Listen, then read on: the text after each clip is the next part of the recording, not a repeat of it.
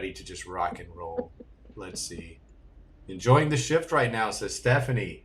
Desiree, conspiracies today too. That's right. Nothing off limits. Whatever is on your mind. We like to inject these full-hour Q&As into the mix just to make sure we get all your questions answered that you have been thinking about. Actually, that first statement was enjoying the shift today. That's an interesting thing because it's like, are you noticing? I mean, I would love to hear how you're noticing things that show you the shift, however you see it. Because some people say, I don't see anything. I don't know what you're talking about. And so I'd love for you to comment on what you're seeing when you say, yeah, I'm noticing the shift today. I mean, what are you noticing? Because it's all about being aware. Yeah. Just what are you noticing? That's a really, really, really good question. You guys can chime in with that. Mm-hmm. All right. As soon as that question comes up, I will give you an answer, Julia. I see Jack Rohan here, Chicago here. Hey, Jack, how are you doing? He says, manifesting. I try to manifest and go nowhere. We get what we know. Just realized I have no idea what I want in this career transition. Help. Well, that's the first thing. You have no idea. See, it's all your imagination. What is it? And that's, you want to have an idea of what it is you want to accomplish, what it is, like if it's completely different, then look through things. Let things stir your imagination. What would excite you? What would you want it to be? Because yeah, we know what we know, and that's why we tend to keep creating in that line, in that rut, because that's all we know. In order to get something different, what's that old adage? If you want something different, you have to, well, there's actually, insanity is wanting something different but doing the same thing all the time, expecting something different. You've got to think differently. You've got to do something differently. So imagine something different. It can't be, if you want this, then fine. If that's what you're doing that unconsciously. You keep creating within this kind of, what am I trying to say here? This road here, you're creating on that. But if you want a whole different road, or if you want something that splits off, you've got to come from a different place. Imagine. It's okay to use this noggin to imagine. Some people think, well, that's not creating. That's not real if it's imagined. Where do you think everything comes from? It comes from the thoughts we think. And what we're imagining are thoughts. Those are thoughts, and that's where we create from. So when you imagine something and you get so excited about it and you can really feel yourself there and you can see yourself and you can feel it and all that, it's got to be. It will happen. It absolutely has to happen. It will come to you. It has to. So do it from that place. Yeah, I can't think what this is called. What do they call that? I said a rut, but it's very definitely that, but there's something, it's almost there. It's just right here. But it's like from your place that you're used to. You can't, yeah, you want to do it differently. Think of different things. Right on. And nothing is off limits. Just go. Let it go crazy. That'd be really fun. Wouldn't it be fun if? Wouldn't it be exciting if? And then fill in the blank. And then see yourself, feel yourself. That's how you manifest. All right. Love it. Alita Tweedale says, Wisconsin here. Hey, another Wisconsinite. Hello, hello. Do we always return here as babies? Interesting. So do we always return here as babies? Yeah. Most of the time. Most of the time, because that's what is here on earth. That's what we do. We come in and we go through the whole thing. We forget and we go through the whole learning process, and then at least now it's remember who we are. That's the game. That's the game. But sometimes we make agreements with another soul that's like, what I took on too much. I need out. This is a real serious thing. So don't think, oh, I can just do this. This is very, very serious, and it's an agreement with another soul that's very close to you, that they're willing to come in and take over. Your agreements, all your the things that you had planned before they will take on their own. So in that case, like if you were that other soul, so you'd be walking in on a life and not having to go through the whole birth process and as a baby. So you could come in at whatever point that, you know, it was agreed. It's usually not agreed beforehand. It's something. If you're remember, we're always traveling. We're always going to the other side. We're always meeting with our council. We're always doing this work. And it's like, if it's just like, it was too much. It's too much. I can't do this. It's more than I can handle. But see, the agreements in place, we don't want to break those. And that's why this is a better solution, or it's than suicide. Because like, I just want out, I want out, I want out. When you do suicide, when you stop that, you're stopping all the agreements that you have in place with all the other souls. So this way, another soul is coming in and finishing your agreements, and then before they go on their own. So see, that's a really, really sacred responsibility for that other soul coming in, and it's not taken lightly. I mean, these are big deals. It's not like, oh, I think I'll just leave now. It's like, it's not like that. You know, this is a big, big deal. So that would be the situations. There's probably other ones too that I'm just off the top of my head, I'm not thinking of them, but that's one where you might not be born into as a baby. And many of them, you know, yeah, we come in as a baby, but like all the energy isn't there until about 7, 8. So that's when you feel like you really have fully come into the body. That's pretty natural, you know, because the little baby body, it's trying to adapt to the energy. So it takes a while for you to fully come in, but you did come in as a baby. But that's school Earth. That's the way we do it here. It's like those are the rules of the planet. Come in, forget, then remember, figure it out. Go, oh my gosh, what was I thinking? But I've grown so much. Yeah, I really like the way you've answered that question, and I was thinking the exact same thing. Okay. And especially how you emphasize like that is rare, you know, extremely rare, but still there. Mm-hmm. So yeah, these experiences, you tend to have this intention of mm-hmm. coming into the earth again with a specific mission and a specific purpose, but you're also collaborating with your guides and others on their purpose. And if the timing is really right for you, it just works out energetically. And someone, you kind of like say, if they're really in need, I can do this. And kind of the equivalent of reserving the space to come in for them, but it's much more metaphysical than that, right? That's like a 3D term, but that's the best way to describe that is almost every experience in incarnation into Earth is the full life of baby to death scene. But just there are you know, different little caveats and points when things are different, and it's interesting contemplating those points that are sort of, some might say, like little glitches in the matrix or deviations from the norm, or you know, sometimes we see things like this in near-death experiences, and that's kind of like a clean handover point usually, because that's a follow-up question. That is where it will be. It will be something like that, something where you're in a coma, you've been wiped out, something, so that when you come back, it's an easy, like I said, it's a handoff.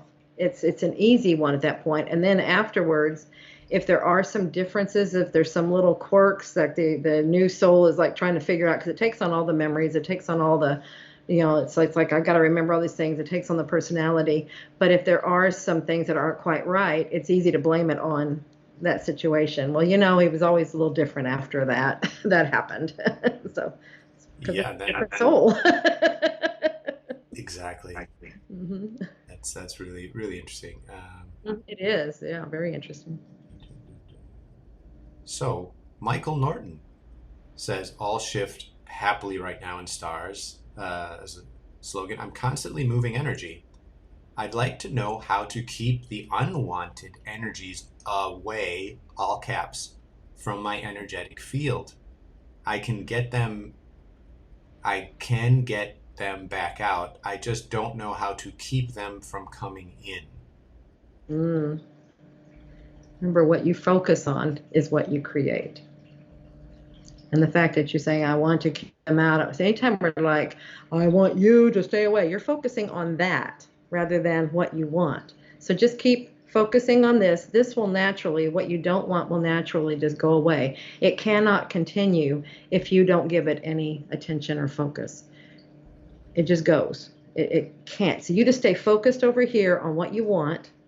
and all the confidence, all the emotion, everything is there. And you've got it's whatever your eyes are on. That's what they say, whatever you focus on. So just don't even look at it. It actually goes away.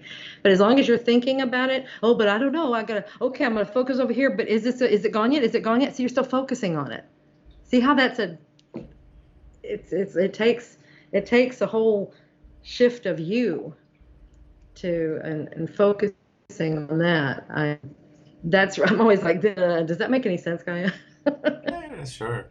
Unwanted energies away from your field is a hyper focus into what you want in your field. The more you focus on really what you want, and you get clear and you get really good at visualizing, and you treat your imagination as a part of you that's very real, that's very connective, that is you, that's a loving, embracing version of you that is never doubted. Because what you imagine, your creation, is real. It is real. It illuminates possibility. And if you can think about it, it can exist. So learn very quickly of that power of what you think about can exist, and realize the creative force behind it. And that's magic in your life, in not only creating exactly what you want, but by nature of its empirical process, it's eliminating more of what you don't want, because you're projecting it and you're projecting that energy, right? And so this is always an interesting theme to explore, because we get so much pressure as an organization from people that come through with various versions of the most fearful ideas they could possibly imagine. So they're illuminating that too, and its possibility.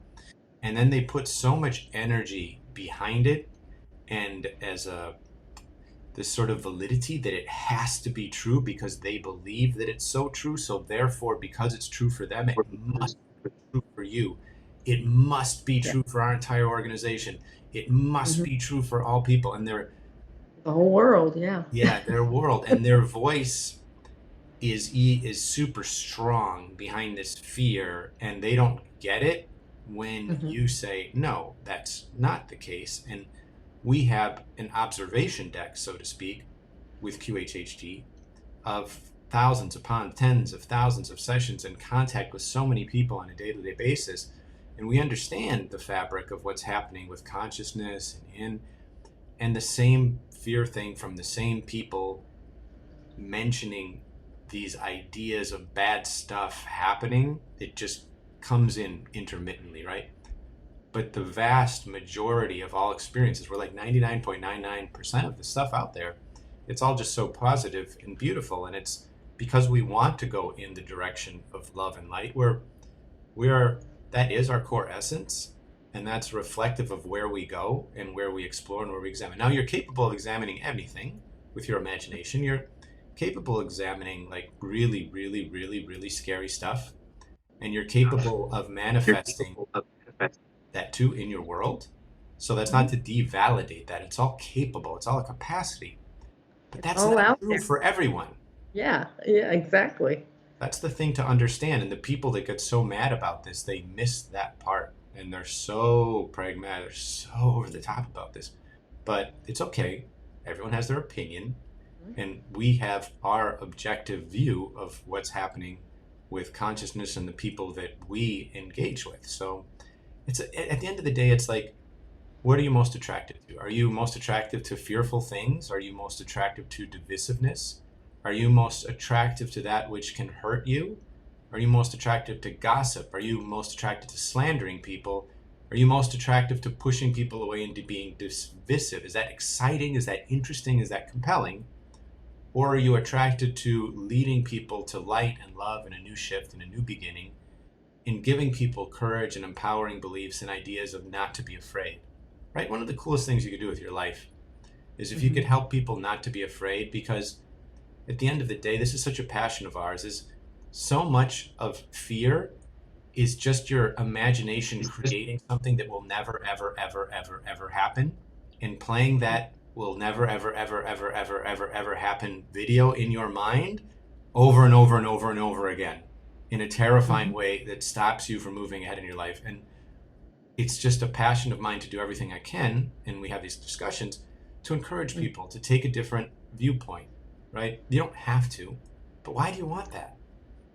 You know, imagine yourself succeeding again and again and again. Imagine the world coming together again and again and again. Imagine the new earth coming together again and again and again. So you're just an idea factory. You're an idea copying machine, a Xerox machine of ideas. And you tend to take these ideas and they're sticky and they go around and around. And then social media magnifies those ideas because it provides groups of people that are like-minded. So now we see how the possibility of the new earth and the old earth really makes sense, because these sticky ideas really go into one of two polarities. It's like love and fear. And there's a lot of people that are addicted to that fear stuff, and they make all kinds of movies for you, and there's all kinds of groups you can join, and there's all kinds of ideas you can get all riled up about. And then there's other discussion points where you're talking about how it's evolving as a civilization. We're talking about the new earth. We're talking about your mom's concepts. We're talking about concepts that unite people and bring them together through love in your heart, you know? And yeah, it's interesting. Mm-hmm. It really is. And I love that you said the idea factory. We are idea factories. We are. That is a, can you see that? That put it such a visual term, an idea factory. That's called imagination. We are constantly thinking things, and those thoughts are creating. I mean, and we are the one, that's where free will. If you want to know it's choosing which of those thoughts we want to actually focus on and do. It's just so many times, we're most of the time doing it unconsciously. And it's like, why is this happening to me? Well, look at what you're thinking, what you're putting into your factory. Let's look at what's going in, because that's what's going to be created coming out.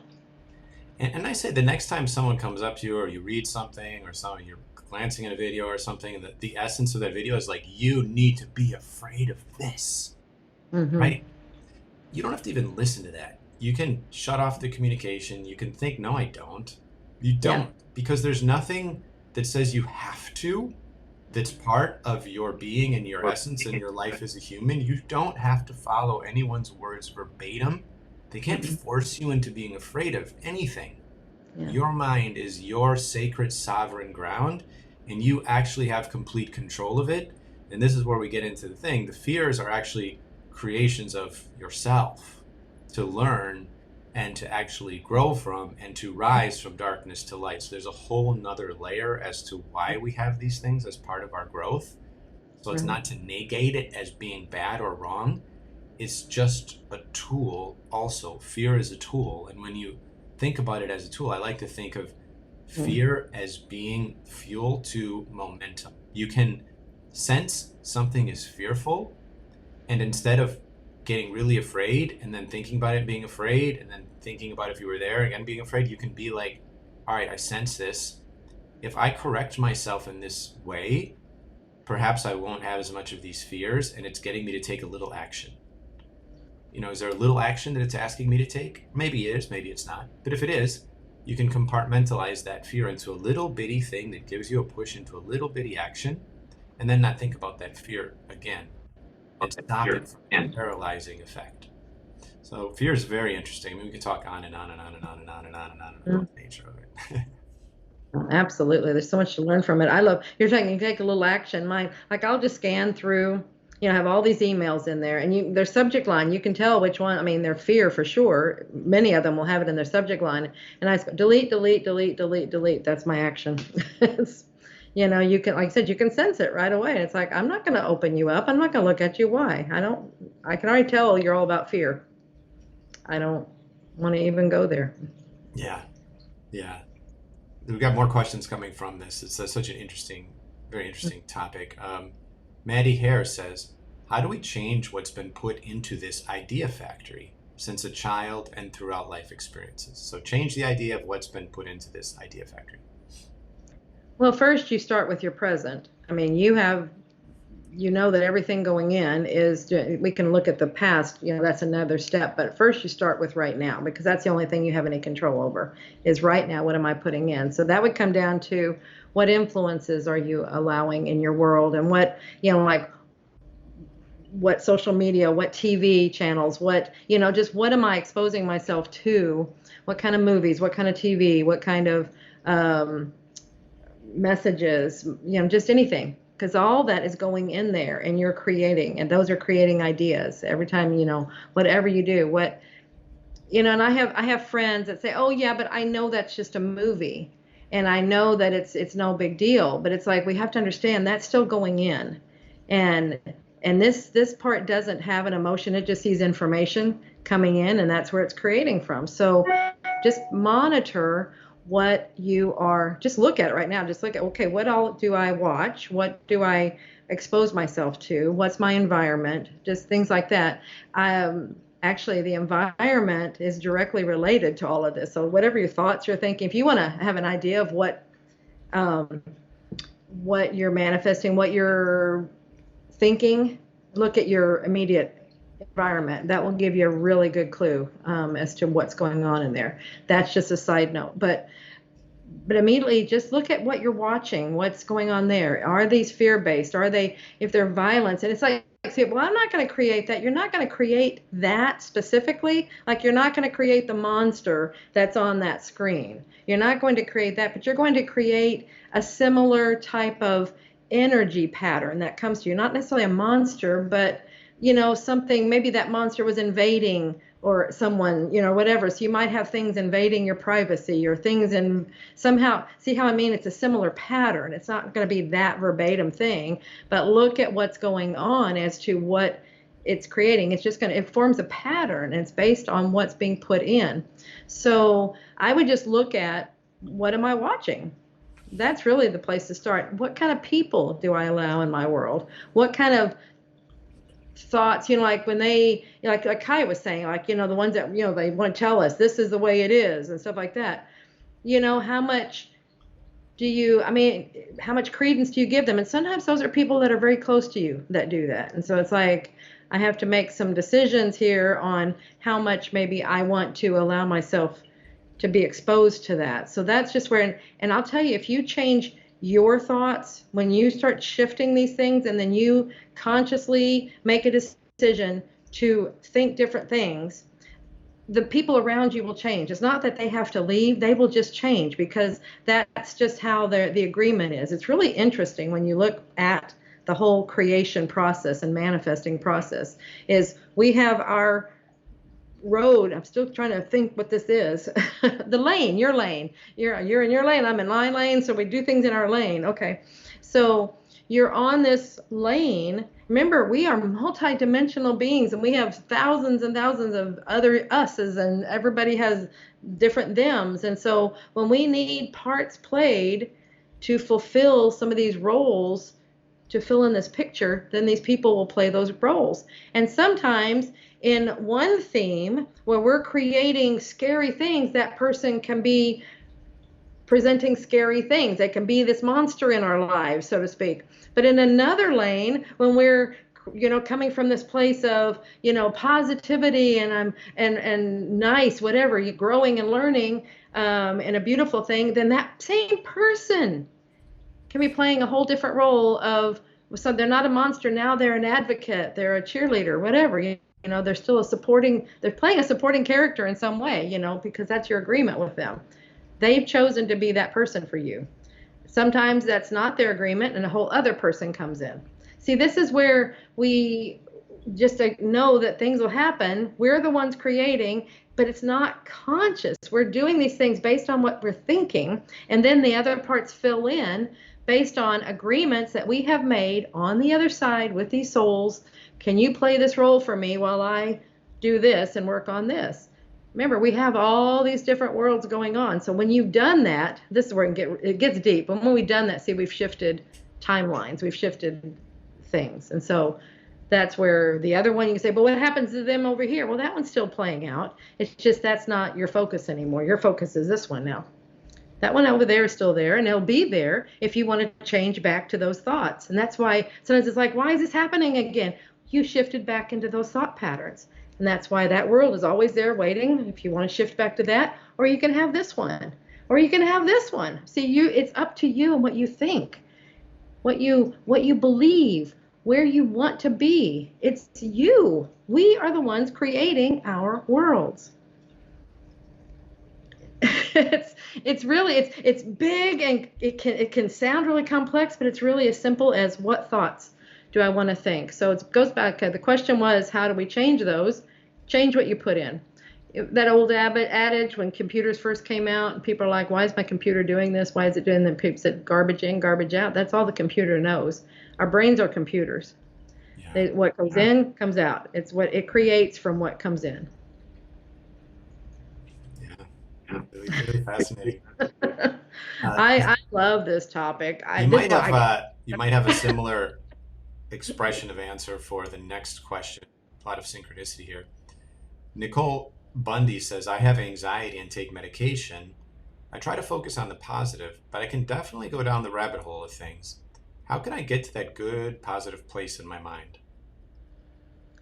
I like you've addressed this before, Kai, and I like how you address that, where anxiety, where it's coming from. So, because we have, was it anxiety is fear of the future, and then what was fear of the past? Anger. Anger. That was it. Okay. Yes. Anger is a misappropriation. Well, prolonged anger is a misappropriation of your experiences of the past. And the caveat that I'll have to that is, it's okay to have an anger response, that you feel that twitch of something that makes you angry. That's not wrong to devalidate that, because you do have certain protection mechanisms in this life that stop you from getting hurt, especially by people that are really they're stressing your boundaries and going in boundaries deeper than they should be in order to make you feel comfortable. Someone's really up in your face and they're penetrating a boundary of yours, and it's really uncomfortable for you. Imagine if you didn't have a mechanism that could stop that. You'd have people just rolling over you, and you'd live this life of just being a mat, a pounding mat, right? Stepping on you. So to have an initial reflex of anger is okay. It's your just way of saying no. Anger is a way of saying no. Prolonged anger is dwelling on something that's already over. It's done. And you're making it real and keep bringing it back into your present again and again and again. And with time, if you do that enough and you don't get rid of it, guess what? Your physical body is going to start to feel it. And we know what anger can lead to. Anger becomes cancer.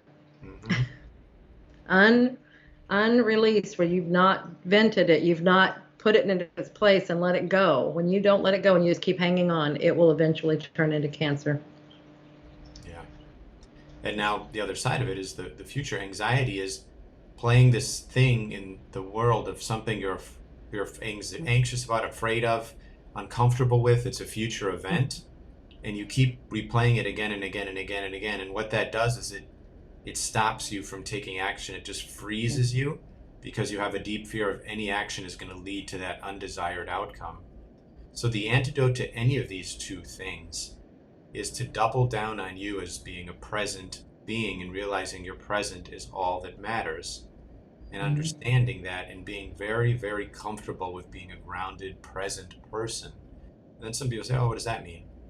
Well, that means doing things that bring things into the present, like focusing on your breath, like focusing on your step, like focusing on the physical sensation of a here and now. Those are things that are present. Like a touch is a present thing. You don't touch and physically feel something from a week ago, or physically feel something from the future. You feel things now physically, and those steps and the sun in your face. And next time you go out and you have your anxiety, if you go out into the sun and you focus on the sun on your face and feeling the individual rays, and just think about that heat, then you think about your breathing, and you think about just walking each step, and the pace and the natural ebb and flow of the earth, and think about things that are bigger than you, that are more than you. You're going to shift away from a me mindset to an us mindset, a global mindset, a bigger mindset. The me mindset is it's a curse of humanity, in that it's something that's given to us as a limitation that we're meant to overcome. But if we refuse to accept that, it can become this pattern, and this pattern that really holds you back. So breaking free of the me, and then thinking about things that are not only correlated 100% to you are extremely freeing. So just maybe think about that. Think about the present. Think about the things that ground you into the present. And that's going to help you, because the medication, the problem with medication is just it numbs everything, and it has undesirable side effects. And as Dolores said, we're not meant to be on medications. That's sort of the magic of everything. And there's all kinds of other ways of getting, like if you feel you need treatment, there's other ways of getting treatment. There's experimenting with Chinese medicine, there's acupuncture, acupressure, there's different types of exercise you can try, there's breathing techniques, there's a lot of other things that you can do that are outside the standards of this Western pharmaceutical matrix that we're in, that is not making us any healthier. It's making us more sick. How do we get more healthy? We get back to like what is very, very natural for human beings. The more you can come back into your nature and your natural self and live a life that's in balance with the earth and in balance with your other beings, you're going to feel a lot better. So it's just some things to think about. None of those are musts. They're just ideas to think about if you want to go down that path. Something that kept coming to mind, I don't know if that's for this person or in general, was like working with plants and digging and just being there, because you have to be totally present when you are planting or you're working and talk to the plants. I mean, that keeps you right there. You can pick a project, anything, rather than, but that's what came in, was like gardening or plants. I don't know if that's something relevant to this person or in general, because I was just thinking, whenever I work with plants, I'm talking to them. I mean, you're totally in the moment. You can't be anywhere else. You're right there with them. It's like, oh, well, in the future, we're going to know. It's like, we're here right now. And thank you so much for giving me this wonderful, whatever, tomato or something, it's so nice. So maybe things like that are fine. I'm trying to analyze, it's like any project, projects pull you into you're focusing on that. So, anyway, yeah, I just want to throw that in. Plants. I've got a bunch of plants looking at me right now. So. Yeah, beautiful. Yeah. Janie says, okay, I wish I heard those words as a teenager. My fear factor was steroids then. Well, yeah, Janie Joseph, sometimes we think about that, like, yeah, I wish I knew that when I was younger, but really, it's never too late. So, don't worry. It's all good. You're growing at your own pace. You're learning at your own pace. Sometimes the light bulbs are meant to come on at reasons that sound like they don't make sense, but maybe this is just the part of your life where you're meant to get the big ahas. And you're meant to go through a lot of the teenage stuff that, you went through. It made you who you are. You should be proud of yourself for who you are, and realize that everybody's on their own pace, and they have their lessons at the particular time. There's a bigger reason for everything. So I'm just happy you're here with us right now, and we're going through these, earth lessons together and sort of illuminating on living a better, high quality life and higher vibration. That's all up. It's never too late. Never too late. It might make more sense now because you went through that experience, where maybe at that time, sometimes we're in the middle of it, you may not have even been in the framework of mind to even appreciate this. Where you're in it to learn something from, and you probably did because you got through it. Let's see. Yeah, exactly. Jillian Devina Rogers says, what do you tell people when they start in with no one deserves or chooses to get cancer and similar roadblocks to understanding how we manifest dis-ease in ourselves? It's a good question, Jillian. It is, and that I wouldn't make myself sick. Why would I do that? Yeah. And it's not. Yeah, we don't consciously do it. It's this other part. That's the whole thing. We create these things to get our attention, the attention of the conscious mind. It's because we're not paying attention, we're doing things, we're off track, we're whatever, and we are actually, that part of ourselves is trying to get through to our conscious mind. And the conscious mind, oh, I wouldn't do this. Well, that's why it's happening. It's because you aren't listening. You are not understanding what your body and what your life, what your higher self is trying to tell you, what your guidance team is trying to tell you. So it's got to break through. It's got to give a very strong message that will get your attention. And that's what cancer and illness, that's what these things do. We just know from all the study and the guidance and everything what these different illnesses tend to represent. And cancer, almost every single time, represents held in anger. It's anger that's been, and that's the thing, is they will not talk about what they're angry about, and so it's held in. And that's, I'm not angry about anything. It'll be that, or why would I, there's no reason I wouldn't do that. That's ridiculous. So you'll get one of two responses, and you look at them and go, oh, they're the happiest person in the world. I don't understand it. That's where it comes from. It's anger that's been held in and it's not been released, but they're great at hiding that. That's why it's there. They're holding it in, and it's either everybody else's fault or they're just needing to be good people. And so I can't show my anger because we've been taught it's not okay to be angry. Like you were saying earlier, Kai, it's okay to have that reaction. That's that expenditure of that energy. You have that anger to something. That's okay. And then it moves through and now you move on.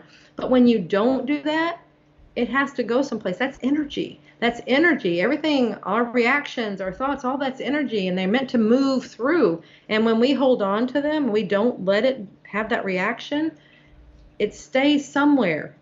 And what we have found, where it sits, where that cancer is or where that energy is, that's giving you a clue as to what the person is angry about.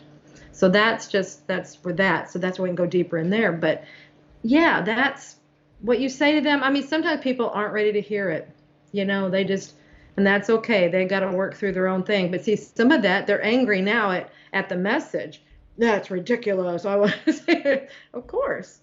That's how they think. That's okay. It's perfectly okay. You've planted a seed if you have said that to them, and it'll grab or it won't grab. Sometimes they have to get to a point where, if you've noticed, some people, the biggest message that they have said, like some people when they've gotten the diagnosis of cancer, and that maybe it's a really severe, and it's like it's terminal, that they completely turn their lives around. They'll say that changed my life, and everything is different now. And they see that was the reason. They understood it. They surrendered to their guidance team. They weren't fighting anymore. They weren't, so that's what you look at that. You see that so often. That was the reason for it. It was to get them to move, to get them to shift their life. Kelty Roche says, my boyfriend was killed 3 days ago and I needed this to snap me out of it. Thank you, for real. He did what 3 days ago? You broke up right then. He was killed. Oh, wow. Oh, I'm so sorry. Yeah, well, first of all, thank you for being here. Yes, yes. Secondly, something that I always wish to point out is understand that no one ever truly dies in spirit, that it's a physical detachment of just purely the earthly physical, but there's a vibration that you have, like when you close your eyes, you know that it's there and it transcends physical, and there's an energetic vibration that's still very much present with him, and that connection is always there, and you will be able to explore it when the time is right. There's no particular timing of all this, but generally it's explored. A portal that you can use to explore that energy is something that was a significantly positive memory for both of you that could be used as a portal into that connection. And they're generally feelings of love and positive emotions open that connection and that doorway up. and the feelings of the other side of the feelings. There's a lot of other side human feelings that are going to be around that. And those aren't as helpful at all in keeping that connection open. So it's a matter with time to process things and to get into a place, if you wish, where you wish to connect in that beautiful, positive, vibrational and reestablish that connection. It's always there, but it's hard.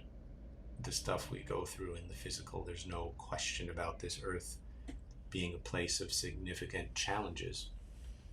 And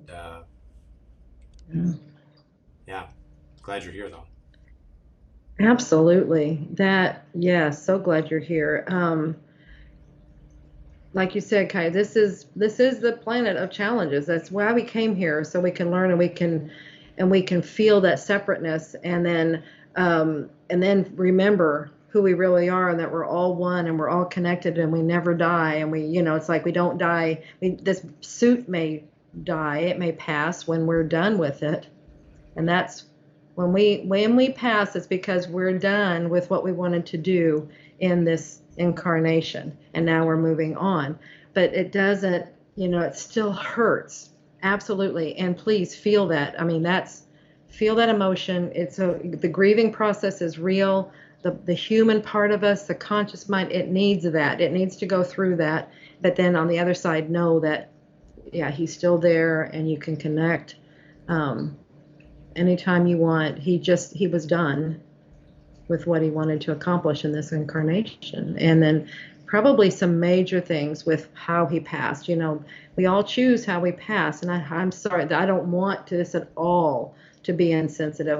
This is tough. I know it's so tough, but I don't know. Who knows what we don't know what somebody has, what they came into the life with. We don't know all the past stuff. We have agreements for everything. But just, I don't, it's probably too soon to say this is, he was ready. And I apologize if that appears insensitive. But right now, please, feel the feelings you're feeling, grieve, love, all that. He's right there with you. He's always there with you. Yes. Enos says, hello, I had a PTSD client last Saturday who was my first. So grateful for that. The session was wonderful, and they answered a lot of karmic issues. It was okay still yesterday where he came back. It was okay still yesterday. He came back in the same old habits. Is it a good idea to make another QHHT on him rapidly? I mean, doing another session. Yeah. Listen to that he needs to listen to the recording, because that'll put him right back where he was. You just remind him everything was done. They don't need another session. They just need to listen to the recording, because it's the same. It's just because that will get him. He's got to stay with the new thought patterns. Remember, we go back into that old rut, we're going to get the same life that we had before. You've got to think new thoughts, and that's what a session does. It gives you that new energy pattern. It gives you the new thoughts. It gives you all that, so you're on a different road now, and so you can lead a different life. But you have to be. It's like you're rewiring the mind. You're re-recording. It's a new tape kind of thing. If we go back to the old tape, we're going to get the old life. You've got to stay with this. So they've got to be listening to that recording of the session, because that will rewire and re-record a new recording. Re-record a new recording. Boy, that was something. Okay. Yes. But yeah, listen to the recording. That's why we say listen to it over and over and over and over again. It's imperative. Paula Van Der Berg says, can you tell something about the spiritual meaning about rheumatic disease? Are you familiar with rheumatic disease? All right. Am I freezing up for you, Kaya? Because it keeps freezing for me. Oh, no. You're pretty good. Okay. So the spiritual meaning of rheumatic, I mean, I know of rheumatic fever. Is that? Yeah, Paula, maybe, I don't know that either. So maybe tell us what that is. Um, This is why we don't use the medical terms because they don't tell us. It's like I would imagine, okay, this is what I know about it. It goes to the symptoms. What are the symptoms and where are they manifesting? That's where the meaning is and the message is. yes. Mark Linde says, is there any Akashic records on the final reincarnation? Incarnation. You broke up right in the middle of that again. Are there records? It says, are there records on the final incarnation? Are there any Akashic records on the final? Probably, yeah. There are Akashic records, and some people will do readings and they'll say, yeah, this is your last life, maybe on Earth. Maybe you have other ones that you're going to do other places or something. But yeah, there's records of everything. Um, because it's all now, we're all doing it now. So there again, but it's like it's not necessarily your last life. And probably the last life would be in there too. Where we are with that, I don't know. But again, yeah, there's records that people go and read them, and that's an accession. I think that we're accessing, well, you're going to your higher self, and the higher self is looking at what life would help you most with this life. So, they're accessing your records. They're accessing files of some sort. So, yes. Desiree Paula comes back as arthritis, sort of. So like arthritis, basically, rheumatoid arthritis. Oh, okay, the rheumatoid. Okay. Um, but there again, where is it? See, it's important. Okay, arthritis is arthritis. I mean, it's like, see, there's a big word again. See how it doesn't tell you a single thing? Give me the symptoms. I need the symptoms and where it is. Janie Joseph says, I hope I can make it to Sedona. I really would love to feel all of your energy and love. We hope you can make it too. And what do you have to say about Sedona, Julia? Yeah, we're going to be in Sedona, May 23rd to the 27th. We're doing a retreat there. Fantastic. I mean, if you haven't been to Sedona, it's just this wonderful, wonderful. It's energy. It's vortexes. It's high energy. It's really interesting is as you're driving up to it, you can feel there's a point in there that it just all of a sudden it just hits, and it's definitely a high energy place, or it's a vortex energy place. I don't know what to. It's just energy. Okay. Really, really cool. And we're going to have a huge group there. A lot of people are coming, and so that's going to make it even more fantastic. Have all of you wonderful people there. But we'll be doing some really fun things. It's a great place to go hiking if you're into that. And then we'll be doing our sound healings, ecstatic dance, and just different activities. Where we get to know each other more, better, and we just have fun, lots of fun. Yeah, but the group it's already our biggest group ever by far, and so yeah, if you ever thought about going, now's a great time to get your tickets. You can use a coupon, Vortex Love, and that's $300 off. So if you want to go to the QHHT website, that sounds interesting to you. It's going to be a lot of fun. At some point, we're probably going to have to close it and have it sold out because we're going to be having limits. We're getting to be so big. So the venue has limitations. It might be up to like 400 people, I think, in the end. That may end up being our capacity, and we're really kind of taking over Sedona. Sedona's not that big, and we have a really big group for doing all these things together. So bless our staff and our team for organizing this stuff because it's unusual to have a group this size in Sedona. So we're working really hard to plan everything out and get everything lined up. It's going to be, when you're in Sedona, it's cool. When you're in Sedona with a few friends, it's cool. When you're in Sedona with like 100 cool friends, it's really cool. But when you're in Sedona with hundreds of friends, all like us, it's an energetic. This is going to be fun to see what happens. It's energetic ecstasy. And some people may say it's too big, but it's not. Because I can tell you this, guys, I swear to you, the people that come to our events are so incredibly cool. And you meet so many great friends and relationships, and you can talk to people about anything, even if you're the most introverted, so against socialization, you don't like it, you really don't like people, it just kind of creeps you out with too many people, you can still go and you're going to have a great experience because we do things that make it easy for you to meet other people. We have icebreakers, we have little things that we include. So a lot of our people come to our events alone, and we go out of our way to create events and excursions into where you meet just a lot of great like-minded people that you're friends with the rest of your life. And I think that's